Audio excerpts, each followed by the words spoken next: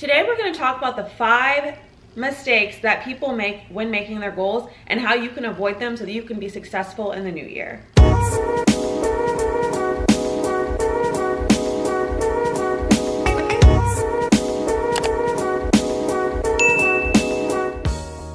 Welcome back to my channel, the #1 place for entrepreneurs, where I give you the keys you need to succeed. We are about to go into a new year, and I know for a lot of people, especially business owners, that means making new goals.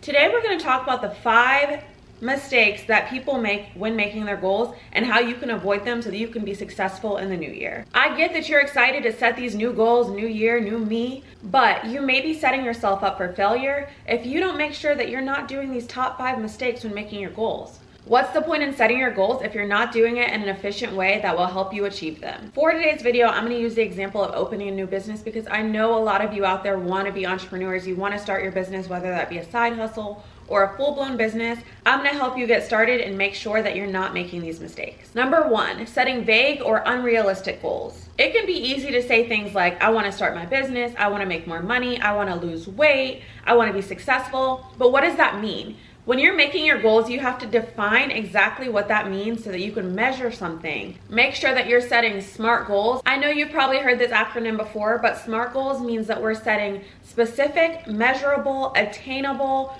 relevant, and time-bound goals. Now, what does that mean? So if you were gonna say you're starting a business, first off, what do you mean by starting a business? Do you mean filing an LLC? Because that's technically starting a business. Do you mean opening a bank account? Do you mean attracting clients? Do you mean getting a specific number in revenue? What do you mean by starting a business? Make sure that you're specific. What type of business are you starting?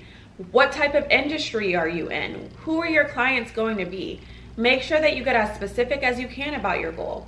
Then make sure that it's measurable. So like I said, if you're saying something like, I want to start my LLC, okay, that can be done in 10 minutes on the computer. If you're saying that you want to get clients, okay, how many clients do you want to get? If you're saying that you want to make a certain number in revenue, be specific about your goals. Make sure they're measurable and that you can keep track of your goals so you can know when you hit them. Also, make sure that your goals are achievable. You don't want to say something like, I'm going to make $1 billion in a business, and you don't even know what the business is, and you've never made $1 in the business.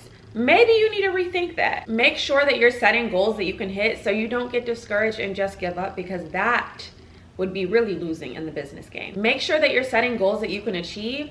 That way you don't get discouraged and quit your business altogether. Making sure that you're hitting relevant goals is important too. Do you have this goal of being an NBA player when you have never played basketball a day in your life and you're pushing 40? Maybe that's not going to happen. Make sure that your business goals or your goals in general are relevant to what you're trying to do and something that you can achieve. And lastly, make sure that they're time bound. Don't just say, I want to be successful, I want to open a business. Make sure that you're giving yourself deadlines. What I like to do, and this is like my little secret, it changes the game. I give myself time-bound goals, and I make sure that I'm giving myself time-bound goals with consequences, okay? I've given myself consequences of giving people money. I've given myself consequences of doing things that I don't want to do, staying off of social media. If you don't hit this goal by this time, then you're not allowed to get on social media for a month. If you don't hit this goal at this time, you're not allowed to go out with your friends for a month, for a year, things like that. I've given myself even more drastic consequences that we might get into later, but trust me, it works. The second mistake that people make when setting their goals is creating outcome goals, but not focusing on the process that leads you to the goals. The thing that I think about when I think about outcome goals is saying, oh, I want to get 100 new students, for example, 100 new dance students. Instead, maybe you should shift your goal to say, I want to make sure that I'm talking to 10 people a week about my dance studio, 10 people a day. I want to make sure that I'm making 10 calls a day, 10 cold calls. I want to make sure that I'm posting 3 times a day. Things that you can control that will ultimately lead to the outcome that you want, but you can only control so much. Another thing that people will say is, I want to lose 20 pounds, but they don't focus on the actual process that gets them to losing the 20 pounds. So maybe instead of saying, I want to lose 20 pounds, you say, I want to go to the gym 4 times a week. I want to make sure that I'm eating healthy and eating greens 3 times a day. I want to make sure that I'm eating fruits and veggies at least 1 time a day. I want to make sure that I'm eating salads, because if you start thinking about the things that you can control, going to the gym, eating healthier, it will ultimately lead you to those outcome goals that you want. The third mistake that people make when setting their goals is neglecting to prioritize their goals. For me, I have always had a long list of goals yearly of what I would achieve. And a lot of the things I would achieve, don't get me wrong. But this year I was having some type of mental blockage when I was creating my goals, and it could have been from the year that I had previously. But I even told my friends, I'm usually such a goals girly. I usually have a ton of goals, and I don't this year. I have 2 main goals, and I was listening to something and it just hit me. That's all you need to focus on. You don't need to have 10, 15 goals that you're focusing on, Asia. My 2 goals are huge, and it's something that is gonna require all of my time and effort and my focus for the entire year. And I need to just focus on those 2 goals. I don't need to have a goal of read this amount of books, learn this language, read this, do that, go to the gym this many times.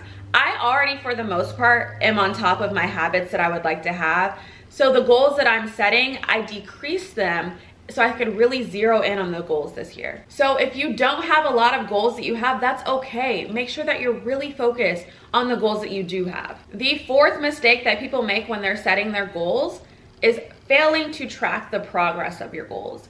It's really easy to lose sight of your goals when you're not looking at everything you're accomplishing in the meantime.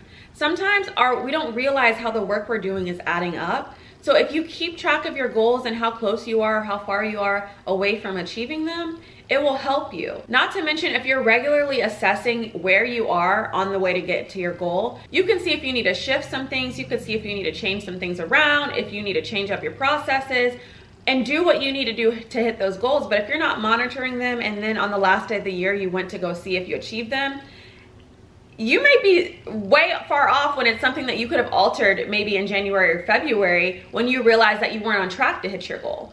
So make sure that you're regularly assessing where you are when you're on the way to achieving your goals. The last mistake people make when trying to achieve their goals is lack of accountability. So I feel like in today's society, so many people say, oh, I'll just pop out when I'm successful, I won't let anybody know. And that's all fine and dandy for the people that you're not really close to. But for me, I need some accountability. So I know if you follow me on Instagram, you always see my gym pictures. I'm always posting when I leave the gym for the most part. Sometimes I don't do it, but most of the time I do it. And I started doing that with my friend to have accountability, and so I could show her when I'm going to the gym. We used to tag each other.